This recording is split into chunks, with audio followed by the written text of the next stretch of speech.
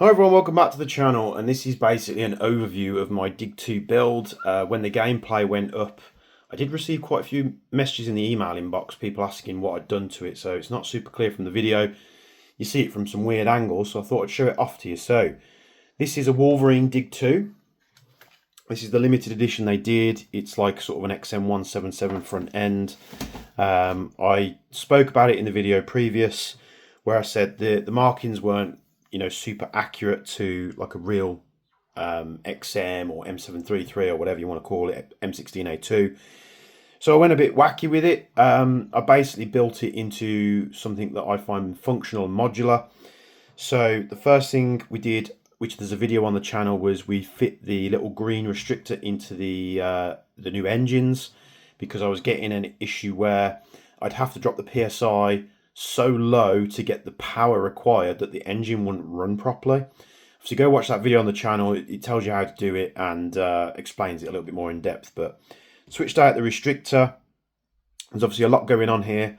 The front end wasn't the easiest thing to do, so I did have to modify a lot of parts, but I took out the original steel like King Arms mag and run them on EPM ones. I've also tried the Amarok 250s on that day where I shot it, and they ran absolutely flawlessly, so that's good. A lot of people are probably fed up of seeing these die-free-co grips. Now, at this point, I should probably be sponsored by them, because I literally have them on all my builds. It's just, the grip isn't perfect for everybody. Some people have bought them from us previously, and it doesn't suit their grip angle or whatever. This grip, for me personally, is one of the best grips I've found, so it tends to go on a lot of my builds just because it's the grip that I prefer. So, die-free-co grip with the plug. Obviously it's been modified for the MTW because you've got to have a space for your airline and your battery to go into the grip. The plug, all I did was I took the plug as it comes from die-free-co, and I literally just chopped it down. It's not the cleanest cut. I literally just got a blade, chopped a bit off. I cut out the bit for the airline, and then realised when I went to put it on, I was like, oh, I've cut the wrong one out, so it's on both sides. So this is the one the airline comes through. If anything, it's just going to allow a little bit more airflow into the grip. Some passive cooling for the battery, maybe. I know that's not really a thing, but that's my excuse, and that's what I'm going with. So that holds the battery in place. Didn't have any issues with it coming loose. What I will say is probably don't cut it down as much as I've done. The longer that is, the better it will hold in the grip. Then we stuck on, then I stuck on a Magpul MOE SLK stock, and it's also got, I think this is an Arasaka QD point, because the way that I have slings, I always have them on the opposite side to the stock, and then I have one on the rail as well. The thing that people have been asking most about is obviously the red dot mount. You can get similar mounts in the US. This is a mount that is specific to an acro. Now, you'll see in the video that my acro did get shot out, and as Netzy was editing it, he actually captured the bit. It was a 3-shot shotgun that took this out. So what I'm going to do, I'm going to replace this. This is just a copy one. It's not an expensive one. I think they're like anywhere between 50 and 80 pounds. And I've modelled up some kill flashes, so once I've replaced it, I'll put a kill flash on the front just to protect the glass. To be honest, if I took the glass out, you could probably still use this. They do have little Allen keys here, so maybe this little rear section comes out and I can just remove it and then put the kill flash on. This one might be salvageable. But the mount itself is something that that we've made, so you should be able to see, maybe you can see the Sector 7 logo. If I can focus the camera, probably not. But the Sector 7 logo is on the back there. So the production mounts will be, they'll have the logo on the both sides. And this mount's set up in a way where you'll see it's offset from the center of the mount. So it's got a threaded hole in the middle and then slightly offset. So you can set it in the middle, you can set the mount slightly forward, and you can set the mount slightly back. So depending on how your eyesight sits, or if you want to sit a bit close to it or a bit further away. It's not much, but I have mine sat a little bit more forward because I thought it looked a little bit better on the carry handle there. So those mounts will be coming soon. This is going to be the first product that we release under the Sector 7 brand, where this stuff is really made for real steel.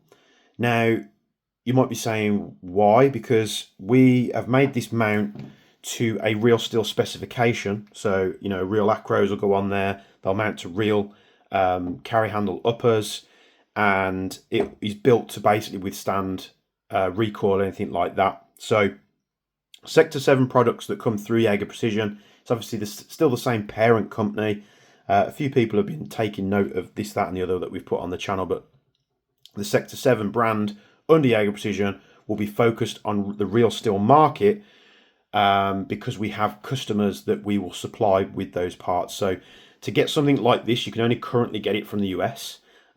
These mounts from the US, they're not the same as this, they're just very similar.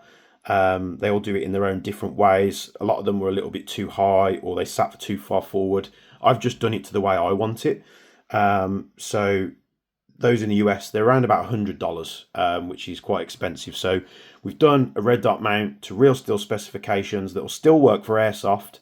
So our main market is real steel, but airsofters can still use it like you see on this MTW here, and it's going to be a hell of a lot cheaper than those ones in the US. So those will be coming soon. We also have acro plates coming for the PTX.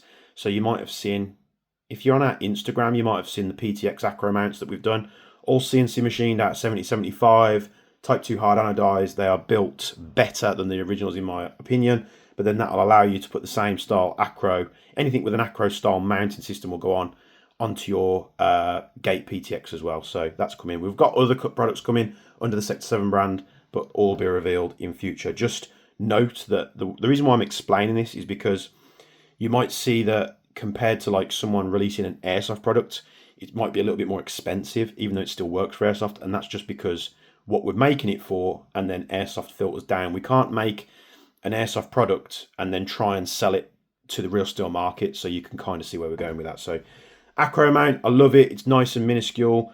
I was actually using this on the day for the most part with face pro, everything like that, because it sits quite high. It's good to see. It probably did save my nose, because my nose is the only thing that's sticking out. Now, unfortunately, Thursday just gone, I did get my nose shot off. But yeah, it took a hit. We'll obviously get to fixing that. So that's all the rear section. Like I say, I run it on PTS EPM1s and the Amarok mags. Inside, I've got the Max model M4W hop unit. I think currently it's sort of just built with the standard hop and barrel set. I'll have to double check that. I think it is, because I haven't done an inner barrel and a hop unit, hop rubber for it yet. So I do tend to prefer the Silent Industries one, but you just can't get it anywhere. It's out of stock. So it is what it is. Standard outer barrel, still got the front sight post. I wanted to keep that, so your rail options are limited. Now I have had, this is a real Strike Industries gridlock handguard that I actually had off Airsmiths. So Josh at Airsmiths got me this. We did a bit of a trade for some stuff years ago. I was really trying to hunt one of these down. He had one, managed to get it. It's on there. I still need to slightly tweak the barrel nut, just so that the rail can come back and mount up against the receiver.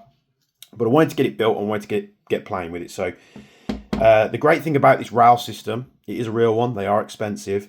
It gives you all this M-lock literally everywhere you want it. It's got a little rail section here where you could put, I don't know, a little peck or something, or whatever, like an accessory. Maybe if you hold the rifle from here, you could put like a button on there. But you can take off the rail section that sits here with, like, it has like a flip-up iron sight. And in the box, you can take that off and you can replace it with this section here, which means it will go round a front sight block. So that's the whole reason why I use this rail. I've been looking to use this rail on a lot of things. I've put it on countless guns in the past, and it just hasn't felt right. Until I got this Dig 2, I kind of knew which direction way to go in. So Strike Industries handguard. This is a real Strike Industries. I can't remember the little name of the hand stop, but the handguard is really comfortable. I basically just use this to stop my hands from sliding, because the rail is quite smooth. So I use that to stop my hands from sliding backwards and forwards. Just gives me a little bit of purchase, whether I want to pull it into my shoulder or whether I'm sort of pushing away from it if it's up against a wall.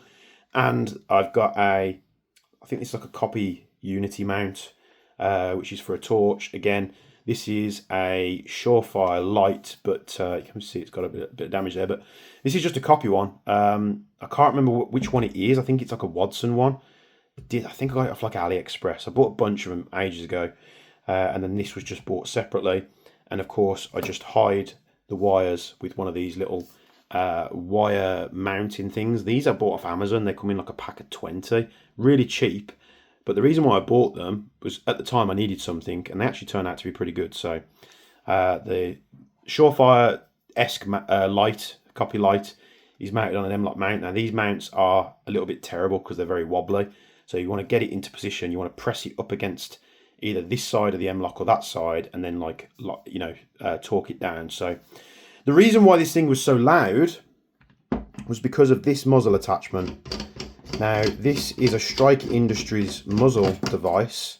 You can see the threads. The threads on my Dig 2 are very, very not nice, but once you've got something on there, it covers it up. So this is a flash hider. Now, it's got a really wide cone in here. It's very smooth as well. So where the barrel terminates, it acts like a loudener, like a Firehawk. This actually came off that Strike Industries CGS that I bought. So this rifle came with this on as standard, and I took it off because I was really struggling. I was going to use the standard XM flash hider that came with it. It did give it a nice noise, but it was just a bit too long, and once I got the rail on and the flash hider sticking out this far, I really didn't like the look. Spotted this Strike Industries CGS on the wall, and I was like, oh, I wonder if that will go on and fit in the rail. And of course, it's all Strike Industries stuff. So whacked it on. I've got some barrel shims on there, and that's basically just to get the Strike Industries logo on the top there. And this is what makes this thing loud. It's got this cone on the front. It's a really nice, aggressive looking muzzle brake, and I think it just finished off the front end. I might try this build with some suppressors to see how it gets on. But that is my Dig 2 build. It's not going to be for everybody. When I bought the Dig 2, I bought it knowing that I was going to do this because, you know, spotting the not correct markings and such. I think that's probably why a lot of people haven't gone for the Dig 2, because the retro crowd is very specific about what they want. They want proper markings. Obviously, they didn't have them on this, so that's probably what's put a lot of people off. So, but I bought this knowing what I was going to do to it, and that's why I was saying you guys aren't going to like. I'm going to absolutely bastardize this thing and make it retro modern. And to be honest with you, I couldn't be happier with it. I was not 100% sold on it until I took it to that game, and I just got on really well with it on the day, to the point where I really didn't want to put it down. It was just the loudness, especially indoors at HC2, it just echoes off the walls. And I had my ear protectors on, so that they cut out a lot of the noise, like with the bangs and the like the loud noises. So with my hearing protection on, which was the only way I shot it on the day, it didn't sound that bad to me. But then when I've given all the footage to Netsin, I was like, just had a quick flick through the footage. I was like, yeah, you're going to have flashbacks to the old Saiga videos where you're wincing editing it because it's very, very loud. But this thing sounds awesome. It feels and looks awesome to me. Not everyone's going to like it. I understand that. But honestly, the mix of retro and futuristic setup. Again, a couple of little things here. It's not super crucial, me getting rid of that gap, but that's just a me thing. I just wanted to tighten that up a little bit. It's a bit of a pain because the pins you have to put through for the front sight gas block system do not quite line up with the holes that are in the Strike Industries rail, so there must be a difference there. So you kind of have to have this loose, and this you have to like tap them in while the handguard's loose. It's very, very difficult to do, but absolutely love it. Hope you do too. There is my Dig 2 build. And yeah, feel free to roast me in the comments. I can take it, trust me. So thanks for tuning in for another video. Like the video, subscribe to the channel, comment down below what you think. Join the Jaeger Precision Discord community. The link will be down in the description below. Thank you very much for tuning in again. But for now, from me and Bench, we'll be seeing you in the next one.